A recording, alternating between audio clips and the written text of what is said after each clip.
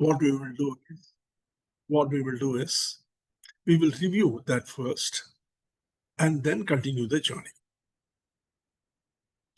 We have only seen one turn after Herzberg's two-factor theory, till when the focus was on behavior. Suddenly, with introduction of Maslow's hierarchy, from behavior we shifted to needs.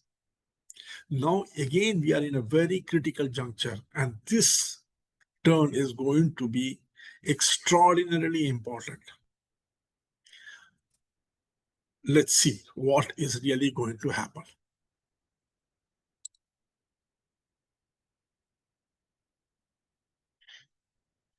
Sorry, friends, I'm talking in a very low voice because I'm in the clubhouse and I can't disturb everybody else. So please bear with me.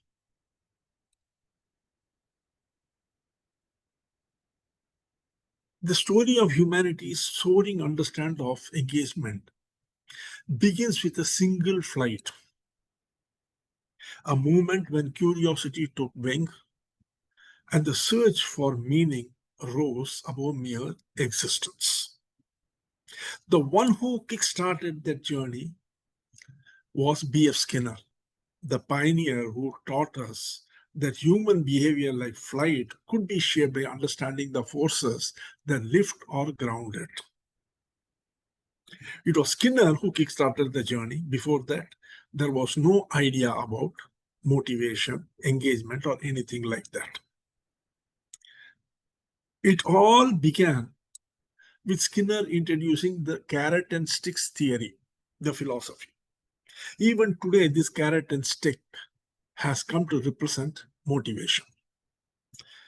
This represented the earliest of understanding of motivation. That is why it is associated with the reptilian brain for survival. Something which is rewarded gets repeated. Something which is punished gets stopped. That is what the reinforcement theory or the operant conditioning theory of Skinner spoke about. This was working very well for some time. But after some time, what happened? People saw that the response of people was not in tune with what was expected. That is when entered Adams. And this corresponds to the limbic brain in the human system. The limbic brain, which is the seat of emotions, fairness, comparison. Adams' equity theory says that when you reward someone, the person immediately compares what he has got with what others in his industry or his company or his social surrounding has got for a similar action. And based upon that, he decides whether what he has got is good, bad, or ugly. In other words, it's not just necessary to provide the reward and the punishment, it is also necessary to ensure that it is equitable. It should be fair. What others have got in the industry or in the same organization, it should measure up to it. Now, after the reptilian brain and the limbic brain was born, the neocortex in the human brain. That corresponds to Vroom's expectancy theory. There was a slight twist here after the limbic brain in that expectancy, rational decision-making came in.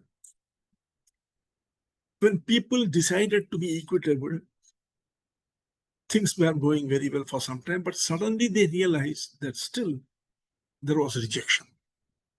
That is when Vroom came in with his theory of expectancy, which said that first people try to understand that whether their effort will get them result. And then they extend it forward to trying to understand if the result that they will get, the reward that they will get, they really want it or not. That was a very tricky thing, because you may decide upon a reward which the person may not want. He may not find value in it for himself, in which case it will stop motivating him. Then companies started working on that. they added all these three. It was at this stage that the prefrontal cortex was born. Advanced human capacity for self-reflection, search for growth, meaning, and purpose. Herzberg's two-factor theory. The two-factor theory said that preventing dissatisfaction is one thing, motivating people is another thing. What you thought would motivate people was, in fact, just tools to prevent dissatisfaction, like good pay, fair treatment, safe environment. These were all hygiene factors. These were the minimum requirements in any social or professional context to ensure that people are not dissatisfied.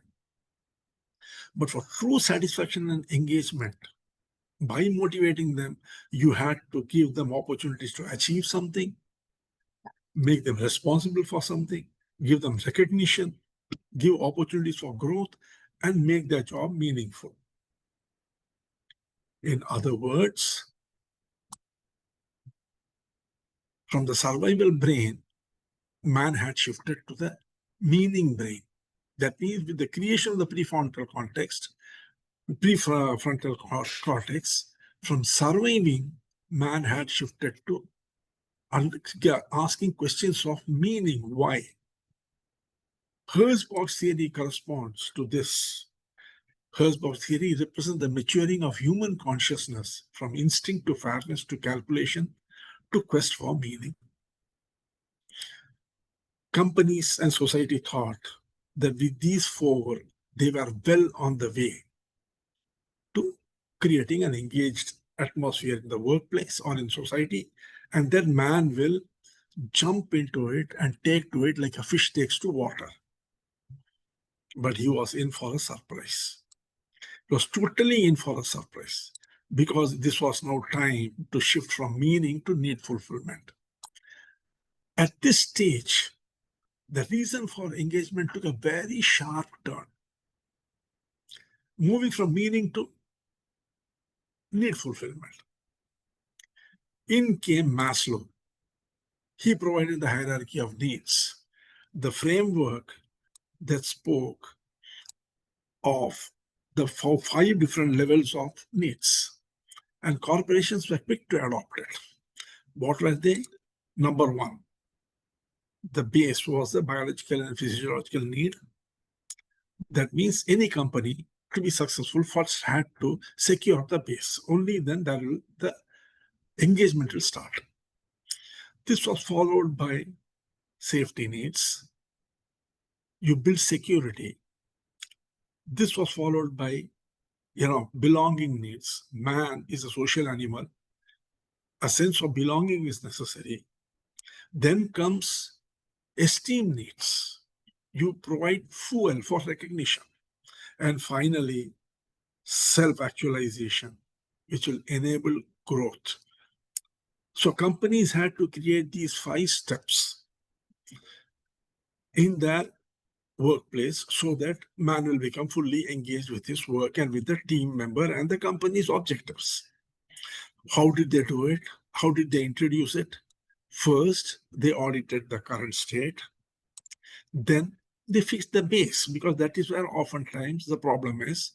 A sound foundation is necessary for the building to stand. So fix the base, then layer it upwards. One by one, you start creating the layers. Keep listening, keep watching. Don't neglect. Have your ear to the ground. And finally, sustain the loop of feedback so that you will know what is going to happen. Now let us see. Are these just imagination, or do they have historical background? Is it proved by the evolution of man? Because if this were to be right, as man evolved, it should have happened in the same way. In the caves of early humanity, motivation was simple and external. There was nothing internal about it. A hunter moved when he was hungry, stopped when fed, and fought when threatened. That was all he knew. Nothing beyond that. Do good, get food. Do wrong, get hurt. That was the simple philosophy. In the caves of early humanity, motivation was external and straightforward. There was nothing complicated about it. It was very simple and straightforward. The Stone Age, Skinner's world, carrot and sticks. Reward and punishment, Skinner's world of reinforcement, ruled behavior. It was purely based on behavior. And even today, please believe me, this fundamental stands good. Be it a multinational, the world's number one company, or a small startup. The carrot and stick is so ingrained in our psyche that we use it even with a child, which really doesn't understand much. Even with a child, we use the carrot and stick. That is the saying, spare the rod and spoil the child. That means bad behavior can be changed only with the stick, punishment. And good behavior, when you reward it, it gets carried forward. It worked, but it only ensured survival, not growth. That brings us to the next one. As humans began to live in tribes, a new idea emerged. The hunter who brought the deer wanted recognition equal to his effort. Comparison. The key here is comparison. When rewards were unfairly shared, resentment grew. Even today, we can see in many countries, the Gen Z is revolting only because they feel that there is unfair distribution of wealth, unfair distribution of labor, unfair distribution of preferences and all these things. So even today, this is applicable. When rewards were unfairly shared, resentment grew. As humans began to live in tribes, a new idea emerged, the idea of comparison between people. Fairness became as important as food. That is why they say, more than doing justice, justice should seem to have been done. The trial age, Adam's lens of fairness. Thus entered Adam's equity theory, the understanding that motivation is tied not only to what we get, but also to what others get for similar effort. If others get more for similar effort, you will be demotivated. And if others get less for similar effort, it is only going to be some more time before you become suspicious of the intentions, because then you will start thinking, if I'm getting more than this man for the same effort, then someone else might get more than me for the same effort. So you see, equity became very, very important. This was the tribal age, the Adam's lens of fairness.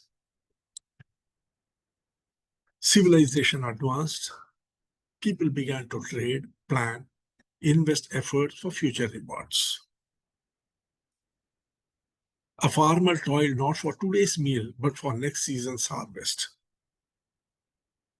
You know, that is the Shakespearean verse which says, tomorrow and tomorrow and tomorrow creeps in its petty pace, and all our yesterdays have lighted fools the way to dusty death.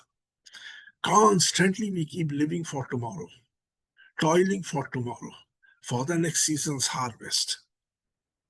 And what does that do? Effort becomes a choice guided by expectation. Just imagine how slowly mankind has moved, and along with that, our thinking has moved, our brains have grown. Effort became a choice guided by expectation. The time was ripe for Room's expectancy theory. This brought Room's insight. People work hard when they believe that efforts will lead to performance, and that performance will bring valued rewards. So first you had the carrot and stick, then you had equity, then came expectancy. Companies realize all these three have to be made available to their employees. Only then there will be expectation, there will be engagement. The same happens in families also. The age of trade, Room's expectancy. What did it lead to? As societies grew complex, nature of work changed. Factories emerged. People no longer hunted. They clogged in. Machines could run on oil, but people ran on meaning. That brings in the industrial age. Herzberg's split hygiene versus motivation. Herzberg taught us that money and safety are hygiene factors. They only prevent dissatisfaction, but they don't create satisfaction. They only stop you from becoming dissatisfied. What creates true satisfaction comes from meaningful work, recognition, and growth. Things have become very tricky. Now you see, from behavior, the thinking had shifted to needs. The modern age of Maslow's pyramid of human needs. Then came Maslow, mapping the full spectrum of human desire, from physical survival to emotional belonging and finally to self-actualization. Step by step, he defined the various needs, how they are stacked one upon the other. He revealed that humans aren't just driven by lack, they are pulled by potential. Without showing them that the potential exists, you cannot ensure engagement. The quest moved from how do I survive to who can I become. Unless you show them what they can become, they will not jump totally into it. But here lies the turning point. Even when all needs are met, fulfillment can plateau. Even when all needs are met, the fulfillment can plateau and then start falling. That is what they observed. So even the need was being found to be inadequate. The hunter is safe, the worker is secure. The employee is satisfied, yet something feels missing. It was at this stage the most crucial turn came to understanding how to create engagement in people. The engagement story was going to take a drastic turn when they realized that fulfillment can plateau, and the plateau, after that it plateaus, it starts falling down. Nothing can be done about it unless you take very firm steps.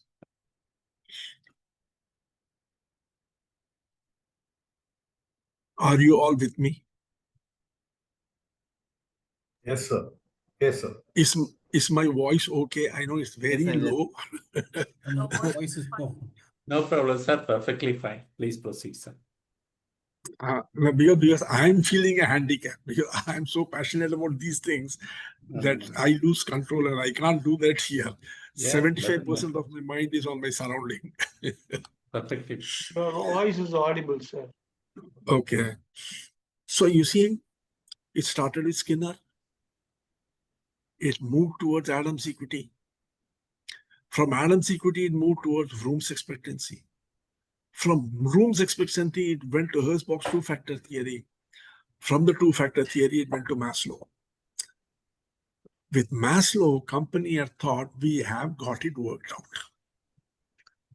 Behavior on one side, needs on one side. What more can be there? They implemented it. And we saw last time we saw that how slowly, layer by layer, you can strategize and implement it in your company. They implemented it, they suddenly found after 2-3 years, employees are plateauing. And after the plateau, the best of employees started dipping. There was disinterest, there was no passion, there was boredom. People simply could not understand, psychologists could not understand, behavioral scientists could not understand what the hell was happening. It was at this stage that turn took, which takes us directly towards the greatest minds and the greatest people, examples of today. Let's understand it through a case study.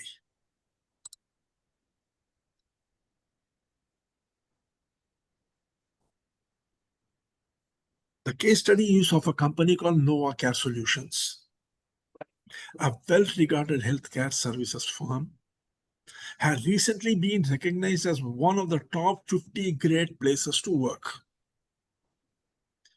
Over the past 2 years, the leadership had worked consciously to create a humane workplace.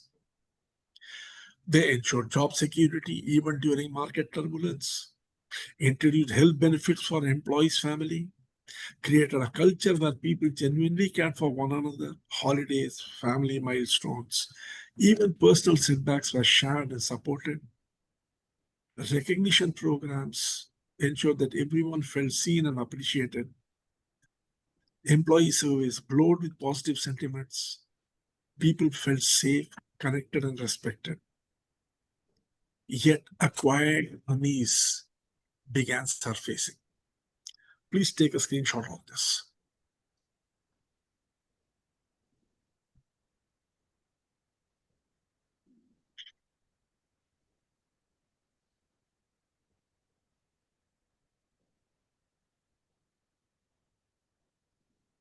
Okay, screenshot taken. Yes, sir. Yes, sir. Okay. Taken, sir. Performance reviews revealed that although no one was underperforming, innovation had slowed. Teams are efficient but not inspired. Supervisors observed that employees seldom proposed new ideas or demonstrated initiative. When asked, responses were vague. We are doing well. Everything is fine as it is. Maybe next quarter we can decide. Then HR director summed it up in one sentence during a review meeting. We have built a happy organization, but it's as if everyone has reached a comfortable plateau.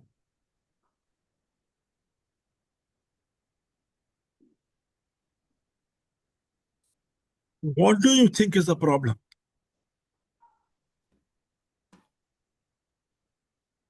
There is a hint in this picture. Take a screenshot.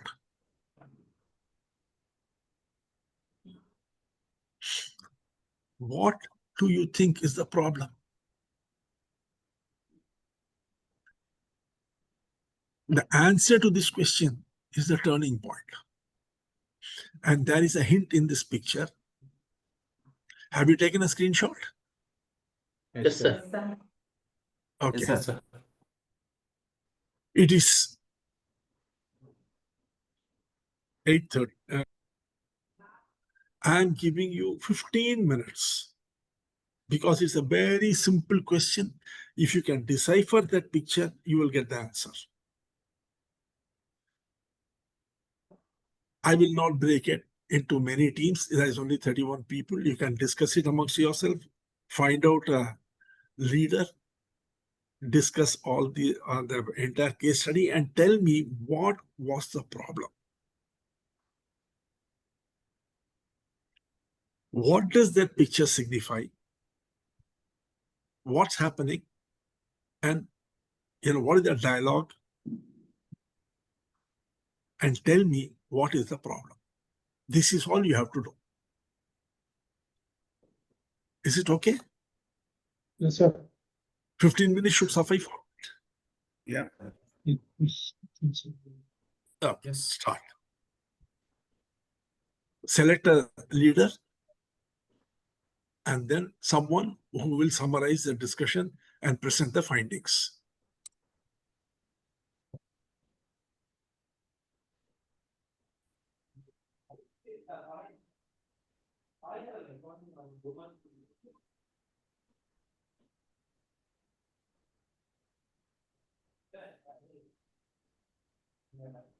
Who else better than Suresh? Yes, sir. One Unanimous thing I want to decision. say, sir, my health is not so good. That's one of the reasons why I think I'll contribute to the discussion. Raju, sir. I'll definitely I'll Raju, sir contribute is to the our leader. discussion. They're not listening Okay, after long unanimously time. they appoint Anil Goswami. Yeah. Okay.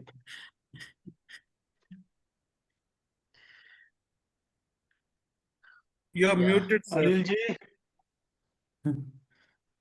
Anilji, You're muted. there is the next choice is Raju. Oh, I am muted? Okay. Yeah. No, tell me. Hey, challenging. Tell me, sir. Okay, Anil Sir, sir, you you're are the the leader. leader, so you have to guide us. No, who is going to note down and No, note down का नहीं है. Simple बात है. Only Problem simple. क्या है? Problem क्या है? I feel, in my view, I think it's the people are in the comfort zone. Complacency is set No in. challenges. No challenging job is there. there is a tree, there is a nest in the tree, and some bird is there. No stretch And- goals are there. No stretch goal for the employees. Huh? No. It's Representation has been ensured. There is a tree. In tree, some bird is there. Bird comfort zone is there. People No, have gone to the comfort zone. Yeah. Now, No. Everything Once is there. again, go to the picture. Go to the picture. it's Sir? Alice in the Wonderland. I mean, there is no Alice left that is looking for the wonder. Everybody is sleeping. It's the joy which Alice got by finding out things and getting excited and moving forward. okay, anyone else has a different opinion? Sir, sir. if I was to add my contribution, we can say stagnation of growth and innovation. That is the problem here with Nova. वही Isn't ना, it? comfort zone में है तो growth कैसा आएगा? Yeah. It comes to some saturation point. That was thing, and people are happy, so they enjoy that happy. They are not Everything thinking they are beyond that getting. happy. What they want, they are getting. Why we have to work more? No, Why we have because to think what more? I've seen is the innovations have come down, which means people are not inspired. But sir, slide 1, if you look at it, they were talking about recognition programs. It's already in place. Reward and recognition programs are in place is what they've written. If you look at the previous page, the one, No, rewards and all that is there, but the second page is Yeah. important. Why there So, is a yeah, drop I in agree. innovations? So that means, people are monitored. If there are, good performance, it is getting recognized is what I'm saying. So after that, why that plateau is they're reaching is what we need to identify as to what can be the reason for comfort zone. Yes, they have also mentioned that there, but what else can be done to? Yeah. Sorry. There Sir, are the two major things that issue- comes to my mind, sir. Alice actually, if you look into it, she is in search for new things. But if you look at that, it's a demon or just whomsoever he is, he wants Alice to remain in the comfort zone. And Yes, sir. employees stopped taking initiatives, sir. That is a major issue. They are all in the comfort What's it? zone. Employees are given welfare and everything, but the second side, they have to pick some challenging task that is missing. Yeah, They have challenge. to put some challenging I task in mean, the company. means there is a leadership weakness. No, leadership nahi hai. There's nothing to aspire for. Kutta No, aur gada ek hi ultimately, hai. everything go to the top management, sir. Leadership is a very important pivot role. See, every day morning you do the routine job, you get paid for it, you feel happy about it. There is nothing new happening, nothing new. There is no wow happening at all. And that's Yeah, not no happening creative, because no creativity. we are not appreciating it. We are not pushing it forward. We are not celebrating the wow factor, whether it's a failure or a success. I am seeing from Yeah, go from ahead. the picture. From the picture, I can see it's dark, and leading people in the dark, they don't know where they're going. So I might be hardworking, but I don't know my future. I don't know where I'm going. I don't know what I'm doing.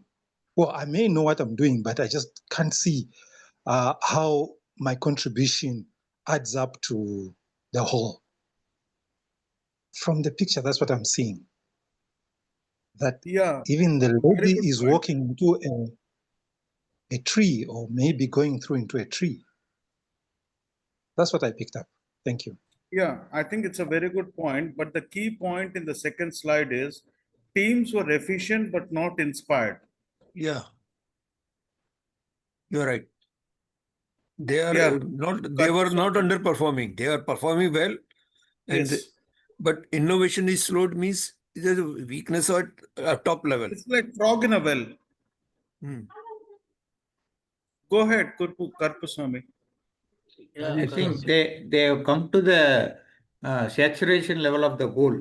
Unless otherwise, goal has to be moved further, and there should be creativity or innovation to happen. Exactly. They will be as such. They need a push initiation. Further initiation is there, for which management should address this, and they should bring to a higher level of working. Probably they can put a new project or something. They should be engaged further. Challenging targets. Challenging should be there, because it becomes a monotonous job wherein it becomes a routine. That should be wherever in our life also we face that. Unless otherwise there is any new assignment or something else, we'll be in the comfort zone. We need to move into a disturbing zone. Okay, sir. Thank you. Yeah, I think that's what the leadership. When the leadership identified people are just slowly a second, getting into. Let's give opportunity because she raised her hand before. Mary Madam. Better we can raise the hand, sir, whenever we want to Mary do. Madam is there. Yes, sir. The story tells that all are comfortable, all are in the comfortable zone. But when I look at the picture, the girl has a longing. She's looking for something. She's searching for something. At the same time, I see the picture on the top, on the tree. He or she, that picture is also looking outside, looking for something. So there is a search in both sides, search for going beyond, maybe for autonomy, maybe for purpose. Yeah, this is what I find. Thank you. Yeah, very good point. They are searching for the inspiration. Some trigger point. Some trigger point. Yeah, exactly. Searching for some trigger Mr. point. Murugan. We are already back in main hall. We are already back. Let us start with one more. Can you able to hear me? Yeah. We are already back. Yeah, 1 minute. See, the leaders, the leadership is missing over here. They should have noticed when the people are going into the comfort, either the new project or the new vision to inspire them should have been triggered. That was missing. So we should not allow leaders allowed to go to their comfort, and then bringing them will be very difficult. So he would have closely monitored. People are moving towards the comfort. That is the point he should have triggered by innovation project or something new. Inspiration was lacking. The leadership mistake was the observation. The zip is missing. Yeah. Anyone else? Well, there is only two points I want to say. If you look at the picture, the tree is barren. There is no leaves, nothing. That means freshness is not there. Second aspect is the person at the top is actually sleeping, whereas the people at the bottom are actually searching for something new, and the background is dark. Look at the picture once again. Absolutely right. Yeah. You see, blow hot, blow cold. Just can I come? Yes, sir. Go ahead, Goswami sir. Blow hot, blow cold. Here it is total comfort zone. There is a tree shown in this figure. There is a nest there. And it is all sorts of comfort with the mother's lap. The bird is there and it doesn't want to fly because of the all comforts have come. No, there is a total plateau. If such circumstances are there, there is no challenge, then there is a tendency just to not to rise, but to just go like a plateau, because the person is totally in a comfort zone as earlier told. Thank you. Excellent. Thank you मत बोलो, आप ही बोलने का. May I say?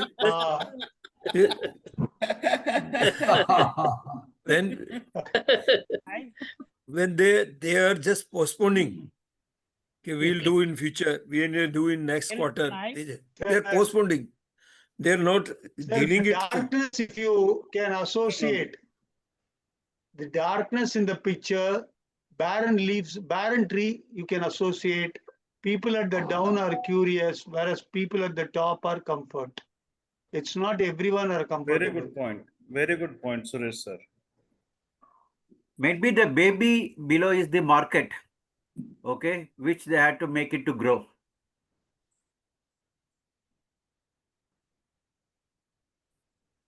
Hi. Hello. Yes, sir. Yes, Yeah. sir. Yeah. Hello. Yeah, go Yes, ahead, sir. Bhavesh. Yeah. In my view, up to bottom, everybody is in comfort zone. Even HR is saying that we will see in the next quarter everything is goody. Looks like it.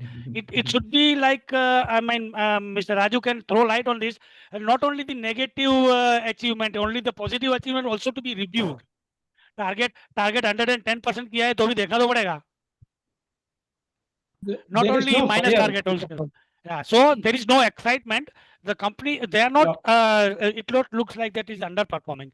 They are performing well, but when the company is moving the way it is, the performance may not be the case, but the human mind is very difficult to hang on it. I mean, to keep it in one scenario. Everybody wants excitement, specifically looking to the baby kind of thing. It is the newer employees or the younger generation. It is in search of excitement. That is what my view is. So what you're saying is people have to be challenged. Correct. Even within the existing business, it has to be challenged. Yes. Even within the existing process, also it has to be challenged. Yes. There's a US saying, right? Fix the thing which is not broken. Correct. It means we are not looking towards the full total market. We are not looking about the competitors. That is the reason. So we have to innovate further to research It's not a question the market. of looking at the competitors, sir. It's about looking at the future. If you look into it, the dark background, dark background says that we are not looking at the light, and we are comfortable, and we are thinking we are doing well. This is the major weakness. We are thinking we are comfortable. This is the major weakness. No, we are not researching ourselves. We are not researching market. We are not researching competitors. That is a no. That is a good point. It is sort of a well. We are in the well, and it is a dark well, and we think we are all in all, and we are master of the show.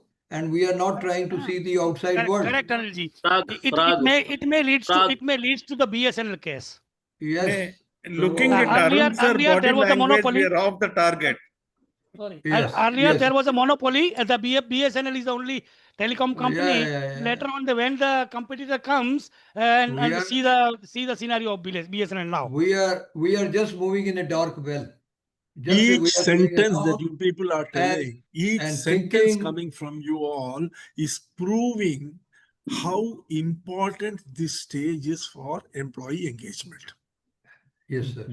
I can give it to you in writing after these 15 minutes of listening that every one of you is disengaged in your life. Absolute point blank, I'm telling it on your face. For the simple reason that something which is staring at you, you are unable to recognize. That means you are not practicing it yourself. Everything is there, all of you are telling, everyone is in their comfort zone. Means what? Your security needs are taken, your safety needs are taken, your belonging needs are ensured, opportunity is there, you can do whatever you want to self-actualize yourself, everything is, and still you are disengaged. Isn't that what is happening with you in life? Yes, yes, yes. Are you happy? Not. Tomorrow and tomorrow and tomorrow creeps in its petty pace. We are in total comfort zone. And all our yesterdays have lighted fools the way to dusty death. Out, brief candle. Life is a tale told by an idiot, full of sound and fury, signifying nothing. In one single shot, it was proved that engagement is beyond behavior, beyond need, something extraordinary. And this was told in a very indirect way by a gentleman called Charles Dodson. How many of you know what he did? He was a mathematician. He wrote a book called Alice in Wonderland. And that picture is from Alice in Wonderland. I'm surprised that 33 people in the group have not read Alice in Wonderland. Anyone who has read Alice in Wonderland will know what that picture is. Then why did you not tell Dushyantji what it is? Alice in Wonderland, Alice goes through a rabbit hole into a labyrinth, and there she doesn't know the way. As she's walking, she sees a Cheshire cat sitting on a tree. And she asks the cat, which way I ought to go from here? She asks, which way I ought to go from here? The cat says, that depends upon where you want to go. Alice says, I'm not very particular about where I want to go. The cat replies, then any direction is okay. That's precisely what's happening in our life. We don't know clearly where we want to go. No amount of behavioral motivation, no amount of need fulfillment will satisfy you and make you engage if you don't know where you want to go. Absolutely. That brings us to the most crucial direction, from need to purpose. The mid-20th century was a turning point in management thinking. After World War II, economies boomed, factories expanded, and people, not machine, became the real source of productivity. By 1950, Maslow's hierarchy of needs had already shaped thought. It taught leaders the humans weren't just tools of production, they were psychological beings with layers of need. Physiological need, safety need, love, belonging, actualization. But even after giving all these, they could not ensure engagement. It was at this juncture that Edwin Locke came and said, with 400 laboratory and field studies from over 25 years of research were analyzed, and he wrote, we have shown the specific high hard goals lead to a higher level of task performance than do easy goals or vague abstract goals, such as exhaustion or do your best. Tell me one thing, my dear friends. How many of you have clear goals in life? Very specific goals. By 2027, I will have a bank balance of 75 lakhs. I will have a house like this. My son would have started. Everything. Have you got it? No. Huh? Then how do you expect to be engaged? How do you expect to engage with your life? I want my son to get married. Is that a goal? Huh? I want to be happy in life. Is that a goal? I want to be financially independent. I want a promotion. I want to provide education for my children. Are these goals or wishful thinking? Wishful thinking. Goals are quantumized. They have got a time span. They have a boundary. Specific.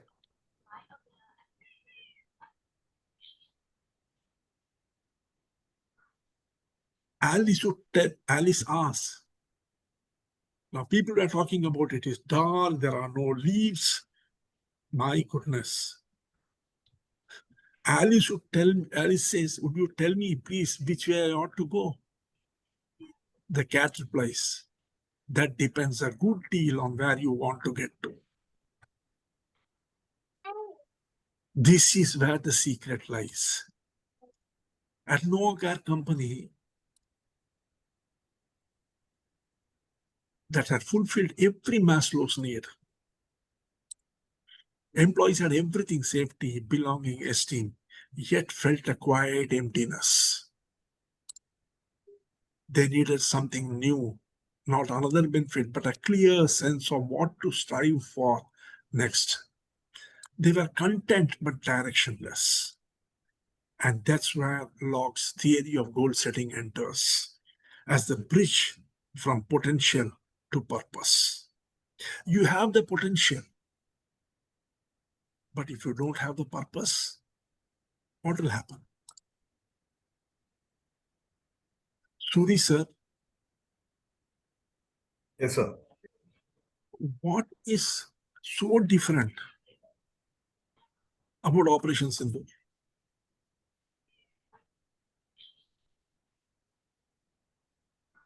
Yes.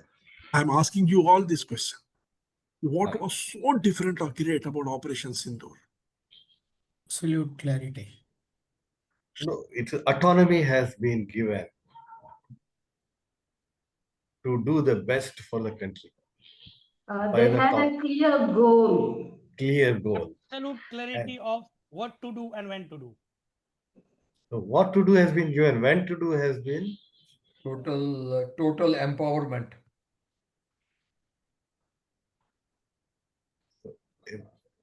A negative nod. Message. Go beyond, go beyond. Let your imagination go. Let your imagination go. What did it achieve? Everyone knew India had the potential. Everyone knew. Calculated purpose. Calculated purpose. Yes, the purpose was achieved with that potential, that it bridged purpose and potential. That's right. That is the reason why, all along what was being told, that a particular country has all the armaments, but it is not tested. It is not true. That's what was told now. China and India also had the same armament, but how many were talking about BrahMos? Today, the whole world is talking about it. Earlier, BrahMos was just a potential. Now it became something which can fulfill a purpose. This bridging between potential and purpose is what will get you to engagement. Let's see how that happens. And that's where Locke's theory of goal setting enters, as a bridge from potential to purpose. Locke, an organizational psychologist at the University of Maryland, was studying what actually makes people perform better at work. He noticed something very, very striking. Something very striking. See, please understand one thing. Our eyes and ears are God, not just to see and hear, but to correlate what we see with what we hear and arrive at the right conclusion, which is called a decision. Success in life depends upon your ability to really grasp the surrounding and come out with the correct insights from it.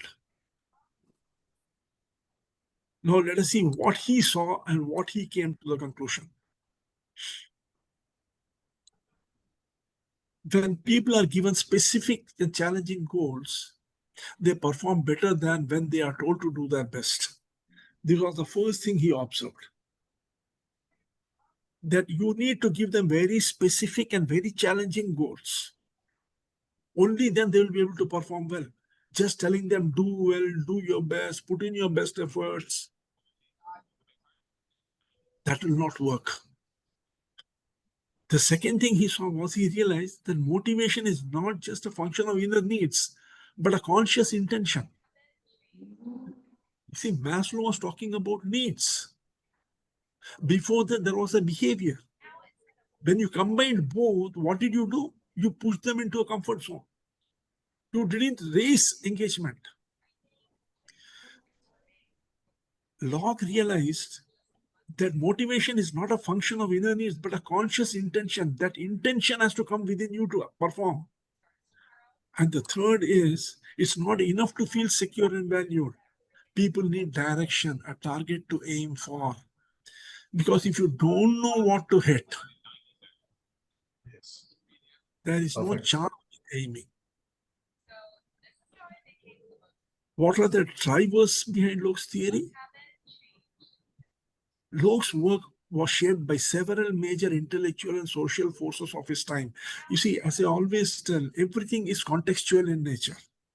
To understand what is the importance of this theory, we have to understand the context in which it was created. Dissatisfaction with vague humanist motivation models. The time when he was there was huge dissatisfaction with vague humanistic motivation models. Well, Maslow and Herzberg emphasized fulfillment. They offered little guidance on how to translate that fulfillment into results. Managers needed a more action come result oriented model. That was missing. There was no action and result oriented model. At the same time, parallelly, there was a rise in cognitive psychology. Cognitivism, which focused on thoughts and beliefs and intentions, was rising. Locke applied this to motivation, seeing people not as reactors, but as goal-directed thinkers.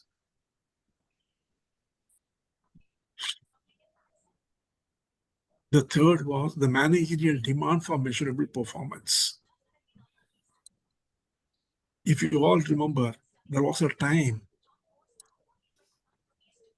when Peter Drucker made a huge statement.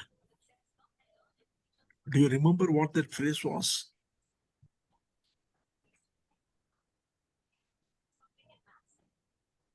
I'm sure you all have heard of Peter Drucker. Yes. He is very famous for a statement. What was it? He coined the phrase management by objective. You remember? What did he mean? The management demand for measurable performance. As organizations grew more complex, there was a need for clarity on how to set objectives, measure progress, and align personal motivation with corporate goals. That is what was spoken of in management by objective. Locke's theory provided first operational bridge between psychology and management practice. His was the first theory which became a bridge between psychology, the human psyche, and practice. We are going to see how to do that, because that is the first steps to real engagement. The core insight from motivation to direction. Locke argued that human behavior becomes purposeful only when a person knows what they want to achieve. If a person doesn't know what he wants to achieve, has got vague ideas, he is never going to achieve it. Never. So it all begins with what they want to achieve. The second is how to measure progress, how to measure that you're going in the right direction. And the third is why it matters to them. Why do you want to achieve it? Just wanting to achieve something because somebody else has also done something or has something is not sufficient. This is the core insight with which Locke started working. He identified 5 principles of practical goal: clarity, challenge, commitment, feedback, and task complexity. Maslow awakened the heart of motivation, human needs. Locke disciplined the mind of motivation, intentional focus. Without intentional focus, you cannot become engaged. His work was later supported by Latham through extensive field research, making Locke and Latham synonymous with modern goal theory. This modern goal theory became the bridge between human behavior and needs on one side and engagement on the other. Because as long as human needs and behavior are not taken care of and this bridge of goals are put, you cannot have engagement. Maslow gave humans the ladder. Locke gave them the mountain to climb, because a ladder without anything to climb is a waste. Locke and Latham goal setting theory becomes, the sequence is clarity, complexity, challenge, commitment, and feed forward. Let us understand these 5 and how it is aligned with life itself. It is very important to understand that these are very closely associated with human evolution. The beauty of it is all staring at us. But we have never seen, you see, like, tell me one thing. Which was the first day the apple fell?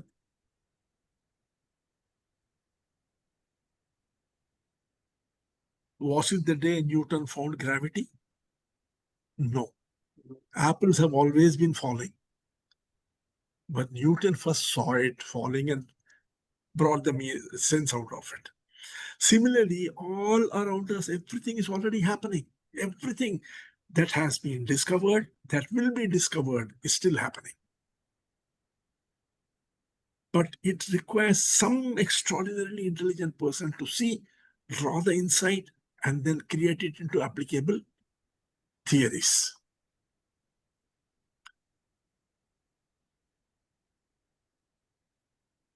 So this was the sequence he recommended: clarity, complexity, challenge, commitment, feed forward. This is the class that Mr. Suresh is taking, incidentally. So I will not go into too much detail. I am only going to tell you what it is. A clear goal is like a well-defined destination on a map. When the goal is specific, measurable, and time-bound, it tells the mind exactly what success looks like. Vague goals like do better, work harder, don't activate focused effort. How many of us tell our children hard work is essential to succeed in life? All of us, we tell, na? See how guilty we are. What is it we are telling them? In fact, in reality, when we say hard work ensures success, when we tell this to our children, what are we really telling? We are telling Confusion. I don't know how to create a goal. I don't know how to give clarity of a goal. I don't know how to achieve the goal. I don't know what to tell you, but I am your father. You better listen to me, work hard. Now you understand why most children don't succeed. And then you tell him when they have difficulty, कितने बार मैंने बोला है पढ़ो, पढ़ते नहीं हो. Did you show them how to do it? You are not clear. How will you give clarity? It is that Nova Care company. That owner must have listened to my first 4 days course. He gave them Skinner, he gave them equity, Adams equity, he gave them Room, he gave them Herzberg, he gave them Maslow's, and the 6th one he didn't attend. So he didn't know goal setting is also important. What happened? Lost a lot of money and created a group of people who could not achieve anything. They became couch potatoes.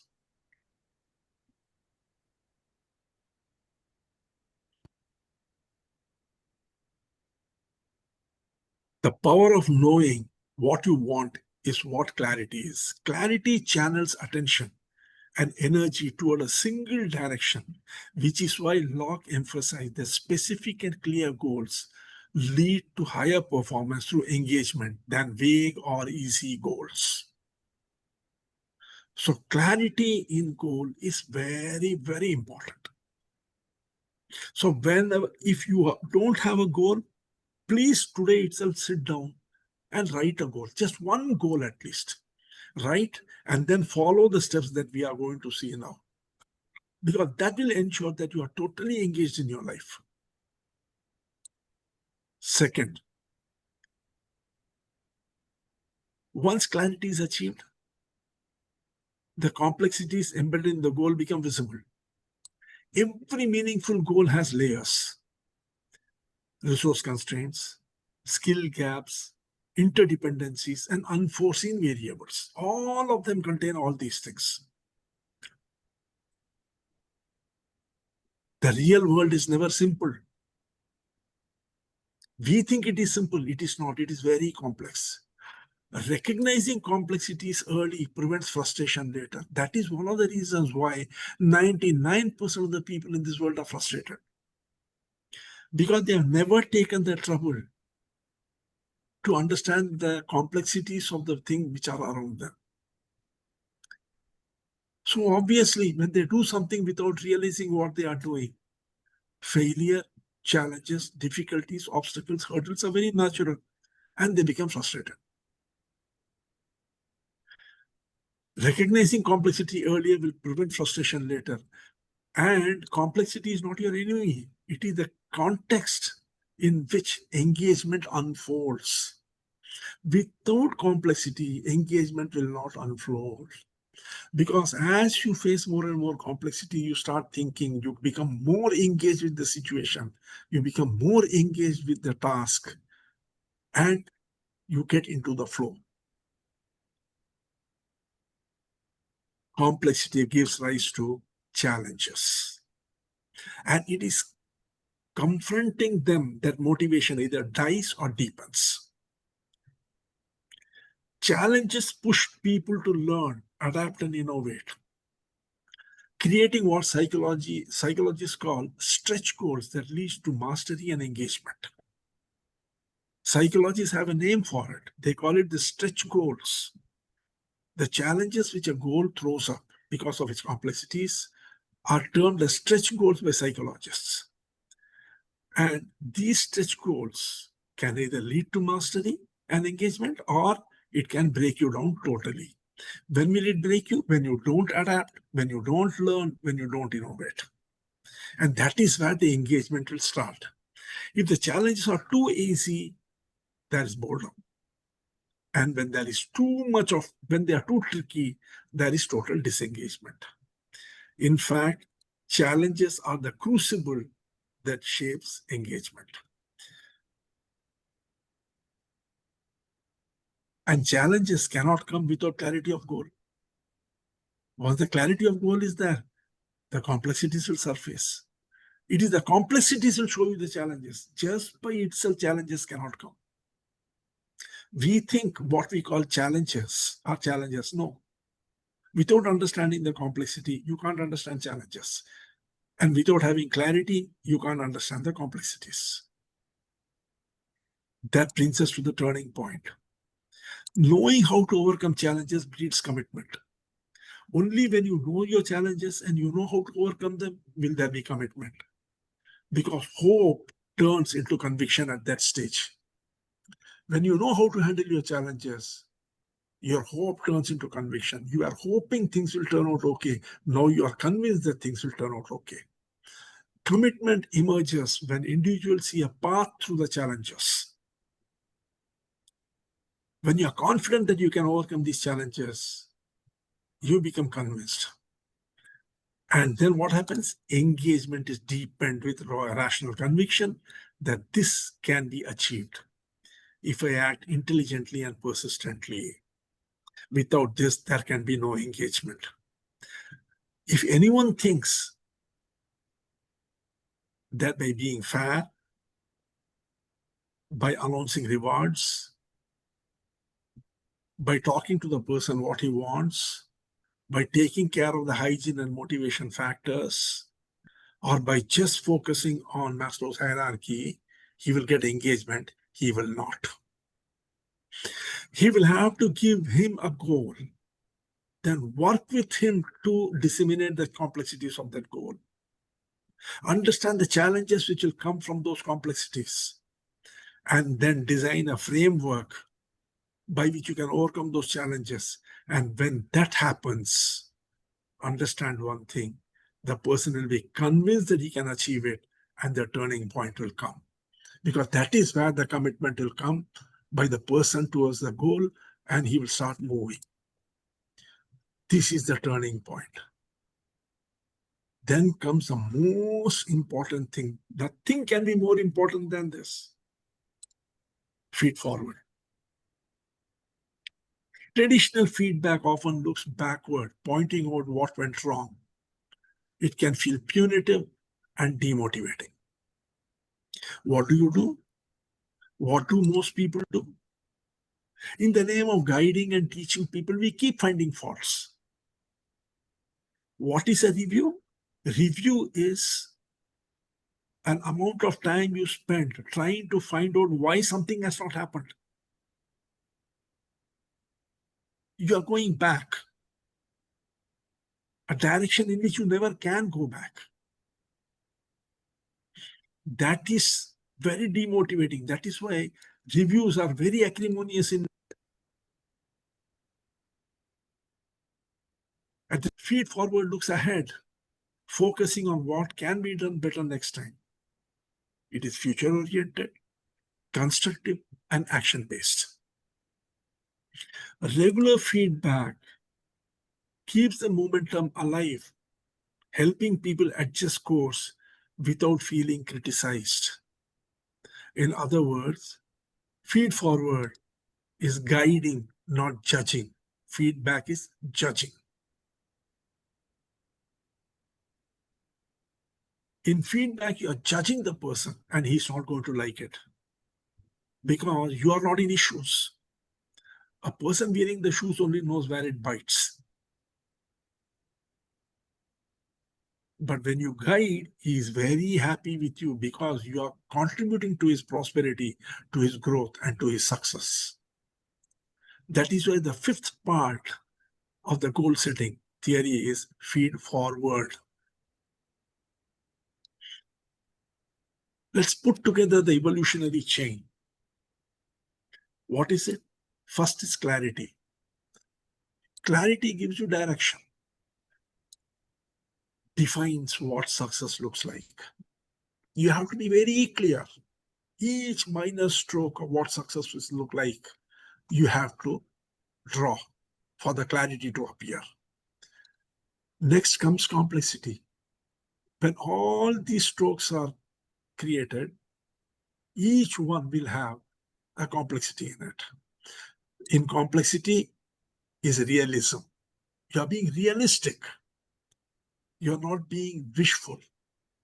You are being realistic. That means recognize the nature of the goal environment.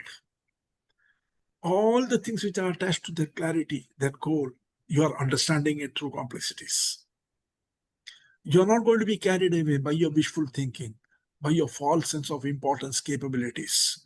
Because then what will happen? You will be unprepared and you will face frustration and failure. So the complexity brings about a realism, and that realism helps you recognize the nature of the goal environment. Third comes the challenge. This complexity will give rise to challenge. These challenges will give you the motivation.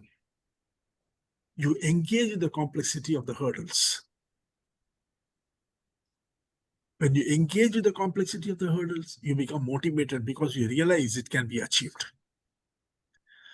When the solutions you start working on each complexity, you see that the solutions are present. All that it requires is a certain amount of resources and preparation. So you become convinced that you can overcome it, you become motivated, and this leads you to commitment. You become totally committed. That means you take ownership of the goal. It is at this stage that you take ownership of the goal. You say, yes, this is my goal. I will do it.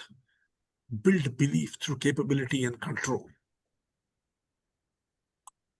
And then comes feed forward. At regular intervals, you create a feed forward for sustained growth, continuously improve through forward guidance. This is how the goal setting theory works. As I told you, is there an evolutionary story to it? Did human evolution really follow this path? Yes. From survival to self-mastery? Let us see how the human evolution of survival to self-mastery follows exactly this path. The beauty is anthropologists have confirmed that this follows this path. In the Stone Age, survival was the first teacher of goal setting.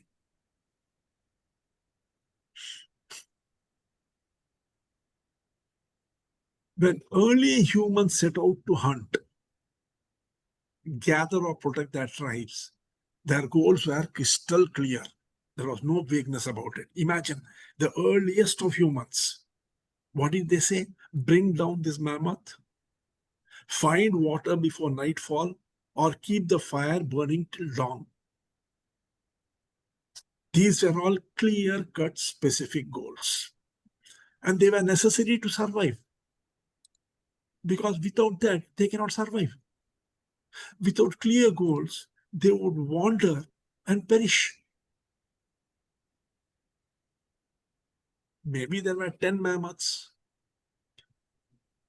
All the group people who had gone for the hunt, they had to target one single mammoth because the mammoth is a huge animal.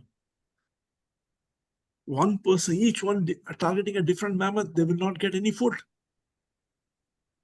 And if by nightfall they don't find water, they will have to wait till the next day morning for water and someone will die of thirst. And if the fire is not kept burning till dawn, wild animals, predators will attack them. So you see, the goals had to be very clear, crystal clear, and very specific. That is where the first goal setting started. The clarity gave direction to action. It told everyone what mattered now. That was clarity. Clarity is still the starting point because you can't hit what you can't see. Unless you clearly see your objective, you can't hit it. Arjuna had very clear sight. The fish eye had to be hit. He saw only the fish eye. So clarity is still the starting point because you can't hit what you can't see. The birth of purpose.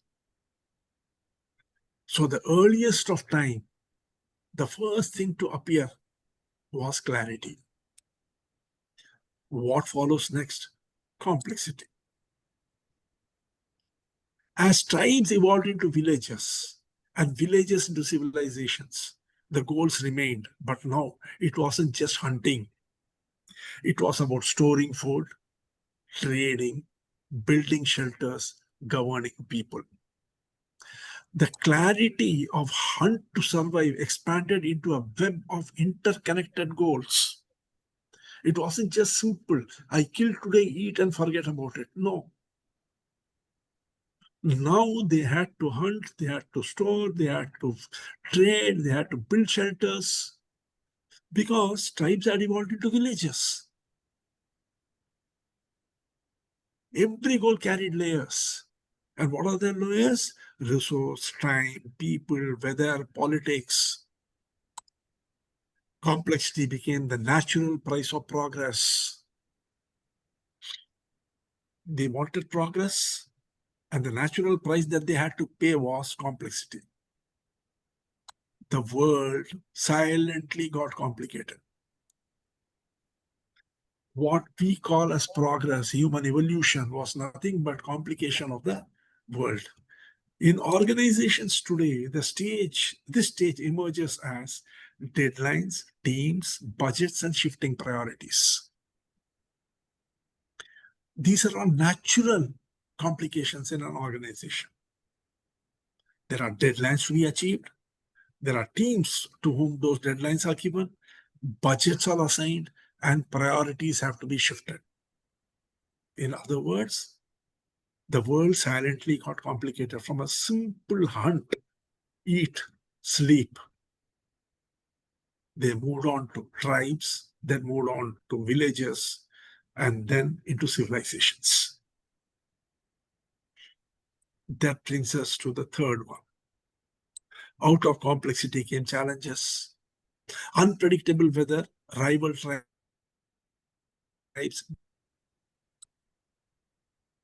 These challenges were not obstacles to avoid. They were training grounds that strengthened intelligence and cooperation. Challenges are nature's way of ensuring that we evolve in line with our goals. Challenges, in fact, is the test of growth. If there are no challenges, you will not grow. Locke and Latham called this the sweet spot of challenge. Not too easy to bore, not too hard to break. Both cause disengagement. If you want engagement, the challenge should not be very easy, nor should it be very hard. It should be the right extent where you are forced to step out of the comfort of your comfort zone.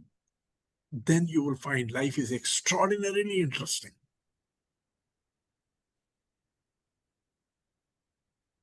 Commitment was born when belief replaced doubt.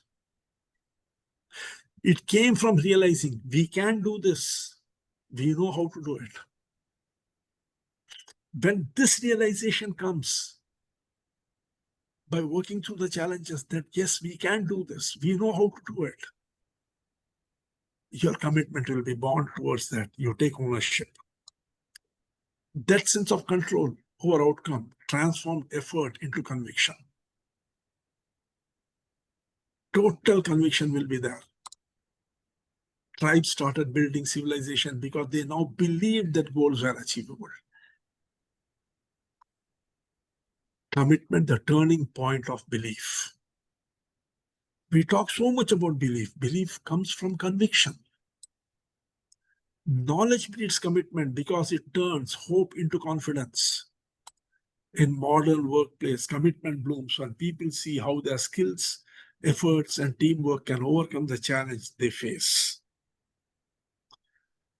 That brings us to the most important point. You see a mammoth here.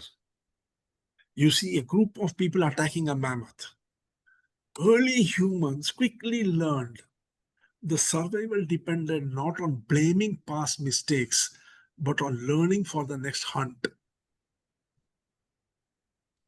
Discussing past mistake will not keep you alive, but learning from past mistakes will only keep you alive. That means feedback does not help. Feed forward is necessary. They didn't waste time saying, you missed the mammoth last time. Instead, they said, next time, approach from the windward side. They gave guidance. They didn't judge. The tribe that learned feed forward survived. The one that stayed stuck in feedback perished. The one which kept blaming each other, they perished because they never could achieve anything, and then they fought between themselves and died. But one which learned feed forward, that is guiding people, learning from the past mistakes, but not dwelling on it, they survived. Feed forward, that means the path of continuous evolution. Feed forward sounds judgmental. Feedback sounds judgmental and demotivating. Feed forward, on the other hand, is future focused. It builds learning loops, not blame loops.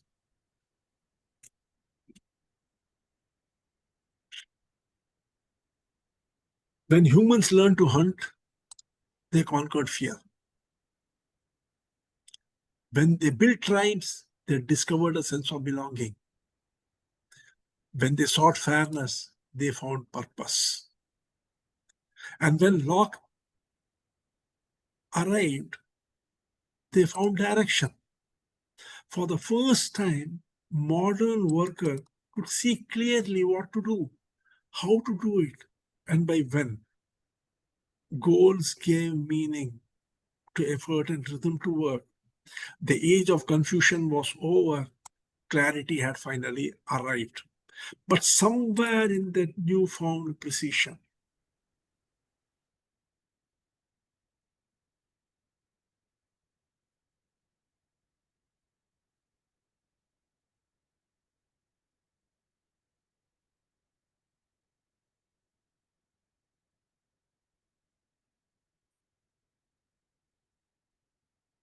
Sir, you are muted.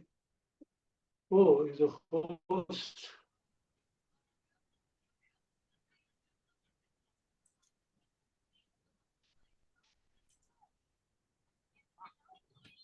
but somewhere in that newfound precision,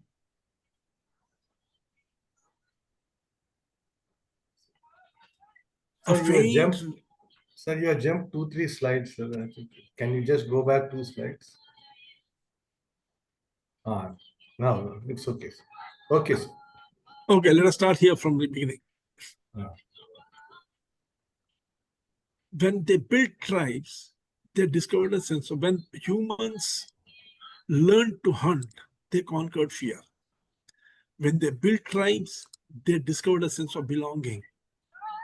When they sought fairness, they found purpose. And when Locke arrived, they found direction. For the first time, the modern worker could see clearly what to do, how to do it, and by when. Goals gave meaning to effort and rhythm to work. The age of confusion was over. Clarity had finally arrived. But somewhere in that newfound precision, a faint restlessness began to stir.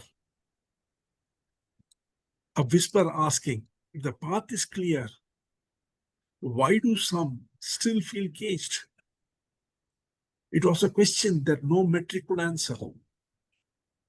A silence between goals that were waiting to be understood, and the intense silence, the next revolution in engagement was about to begin. The question was very simple. Clarity can guide the mind, but can it move the heart?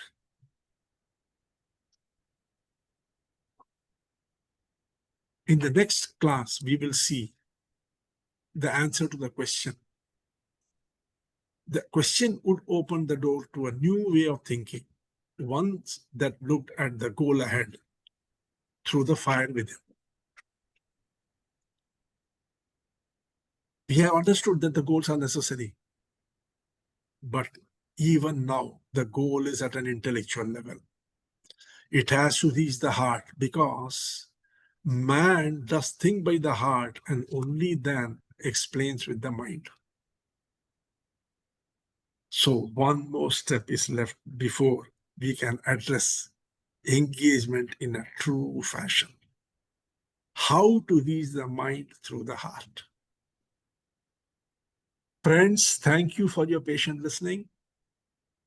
I'm open for questions. Thank you, sir.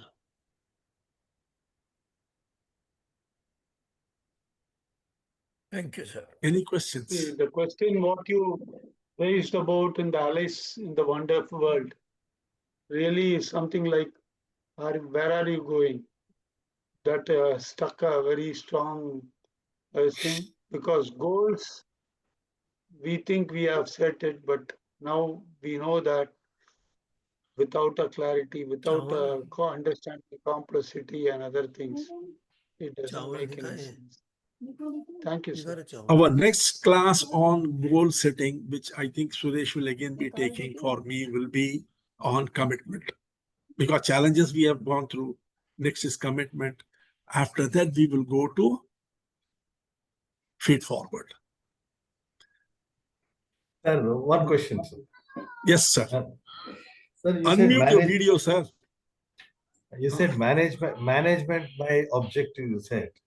Okay, by Yes. Peter Drucker. In the Yeah, same length, I've read management by persuasion also. See, there are many ways of putting it, but the first principle which he said was management objective. Management by persuasion is nothing but how to inspire people, how to convince people. Persuasion is a separate topic in itself.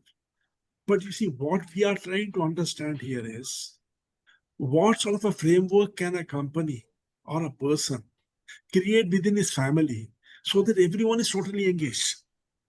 Like Suri said, let us say there are 5 members in a family, husband, wife, 3 children. No, what can you do to ensure that all these 5 people are together as a family? They are aligned. They have the same vision for the family. For that, everyone has to be engaged. Nah? How do you create that engagement? So you see, first is you reward them or punish them when they move away from the value system of the family. You ensure that the reward and punishment is equitable. The same rule applies to everyone. Then you see that the reward and punishment is in line with what they would appreciate, not what you want. When you go fishing, you might like Cadbury's, but you put a worm in the bait because the fish likes the worm. You don't put a Cadbury's in it. Now you see there are certain basic fundamental things which are necessary in the family that you have to provide. But that will not make them happy and comfortable and satisfied. It will only ensure that they are not dissatisfied. Then for that extra motivation, you have to provide recognition, responsibility, and all those things. Then you have to understand that you have to provide them with the 5 strategies, layers of need. Starting with psychological, going to safety, then you go to sense of belonging. But it is at this stage you are stuck. How do you take it forward? That is where goals come in. Ensure that each one of them has a very clear goal in front of them. And this goal, individual goals, should align with the collective goal of the family. So the goals is there. But still, you are only addressing here. Now, how do you take it here? You see, step by step by step.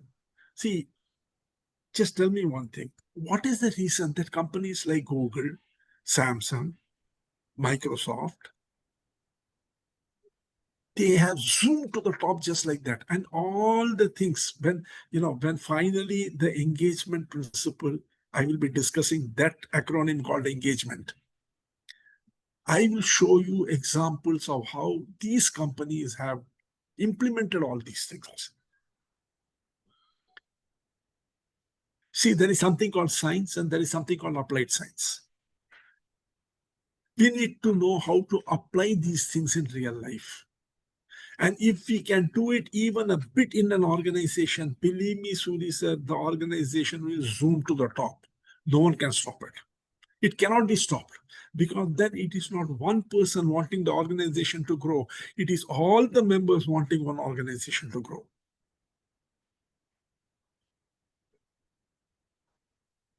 And it is applicable for you as an individual also. What is your goal? Are you clear about what you want?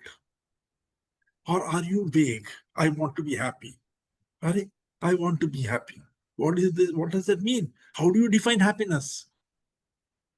What are the complexities involved in it? What are the challenges that this complexity will throw? Do you know how to face those challenges, overcome those challenges? Do you have a roadmap in front of you?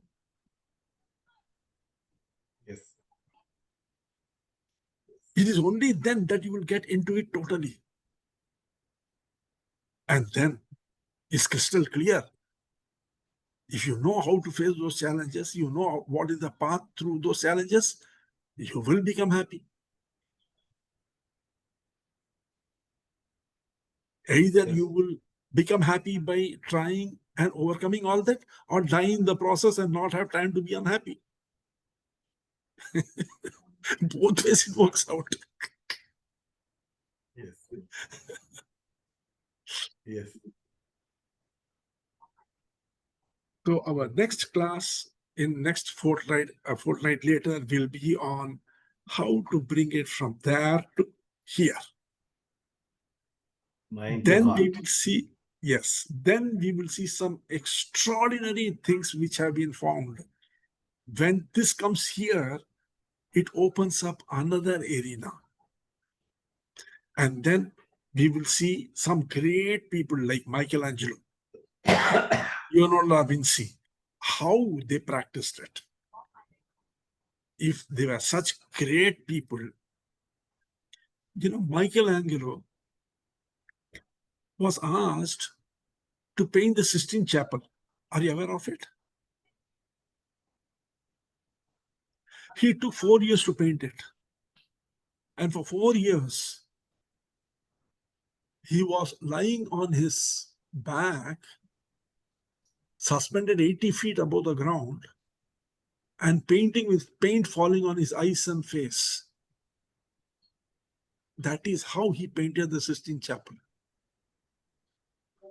Think of the commitment, the motivation, the engagement. Leonardo da Vinci is known to have written in his application at the bottom, I also paint. He was an engineer. He was an architect, the first man to draw a workable model of a helicopter and a submarine.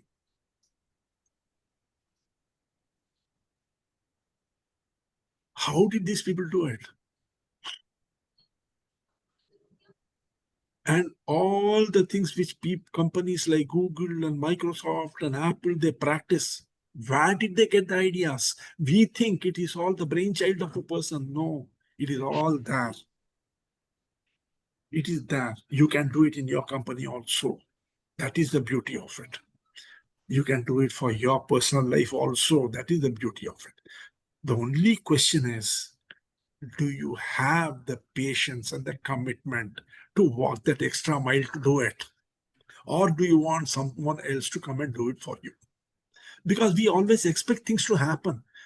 We are ready to pray to God half an hour every day. भगवान ये दे दो, वो दे दो, वो दे दो, वो दे दो. भगवान को कोई काम ही नहीं है कि आके आपको देते रहेंगे. Why? उनका कसूर ये है कि आपको बनाया. He made you, that is his fault. Now he has to listen to you crying every day. Good. Nothing can be more demotivating than this. I like the word listen to you crying again. Yeah, that's what we do. No? What do we do, you tell me? My favorite quote, Suri sir, is from Alexander Pope. Alexander Pope was the person who said, if there was no God, it would be necessary to invent him. He was an atheist. He said, man is so weak that if there was no God, it would have been necessary to invent him. In his deathbed, everyone said, Alex, at least now confess your sins so that you will go to heaven. He said, okay, call the father. He didn't want to disappoint his family. He called the priest. The priest came, read whatever has to be done, he did. And then the priest told him, Alexander, please beg for forgiveness. What he said has become immortal in the annals of history. You know what he said? Can any one of you guess? Remember what he said, what I'm going to tell you, remember this. He said, oh God, take my forgiveness and give.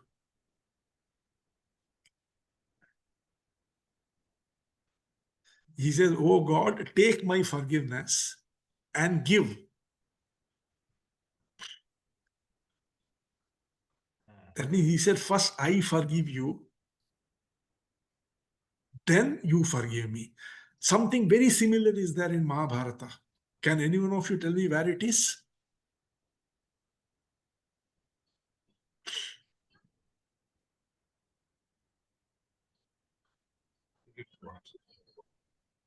Something very similar is there in Mahabharata.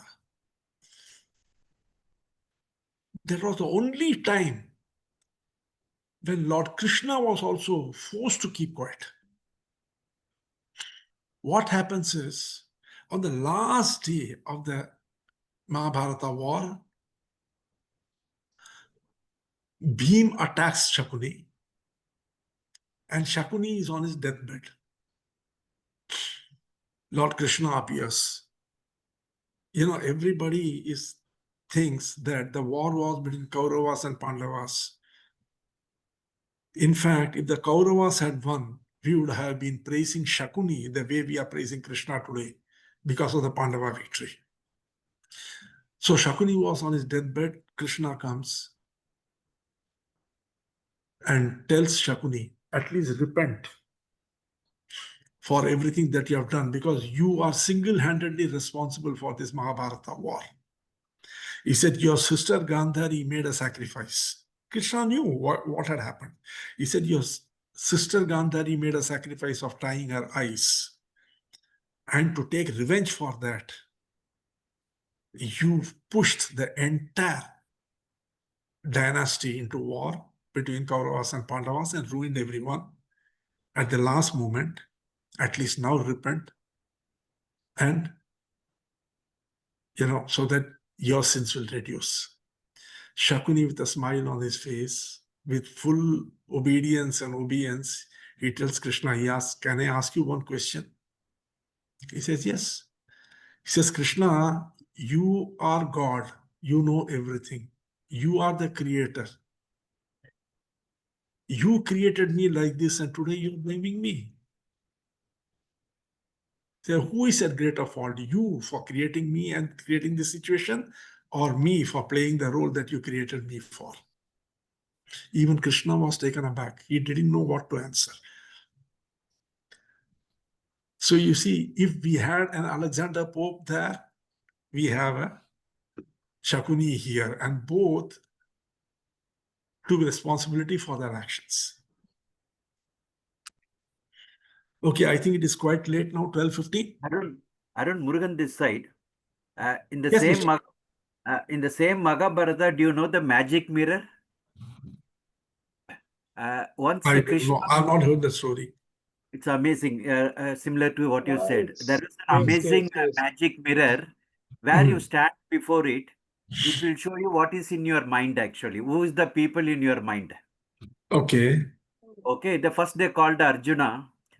So in his mind, his wife was there. Now Arjuna said, Krishna, why don't you go and stand? Now let's just repeat again. There was a magic Actually, it mirror. is. There was a magic mirror. It will Yeah. show, if you go stand before it, it will show the people whom you love more. Okay. Okay, so first Arjuna stood, it showed his wife.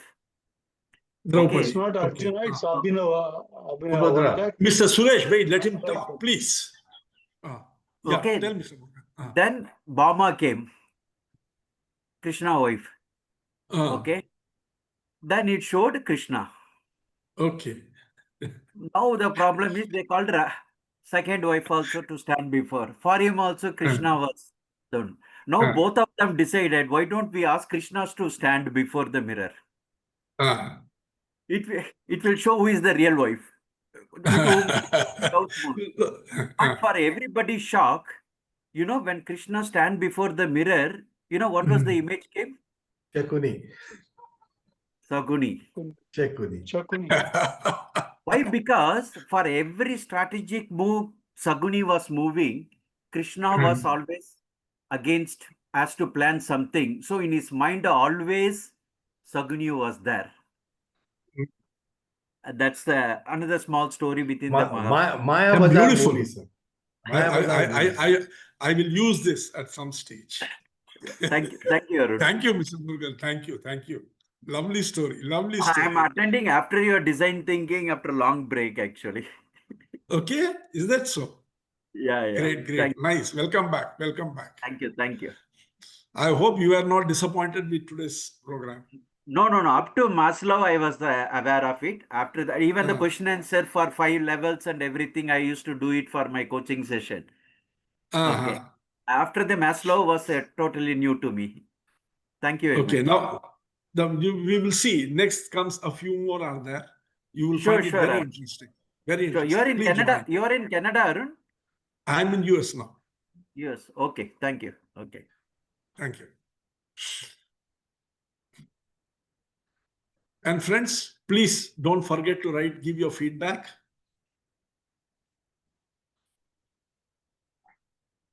Pin drop silence. Okay, sir. Definitely we'll do. It should be feed forward. Arun, like Marshall Yeah, you're right. I should practice what I preach. Yeah, Marshall this story, that is the story of a twin brother. Just one more story and then we will leave. That is the story of a twin brother. One was a pastor, a doctorate in philosophy, a pastor. The other was a practicing doctor. And both were identical twins. One day, the pastor was walking in his civilian clothes on the road. A lady comes, falls at his feet and says, doctor, please come and save my son. He is very sick, very sick. He says, no, you go and meet that guy. She says, no, doctor, I want you to come. Please come and save my son. He says, no, I can't come. She asks him, why?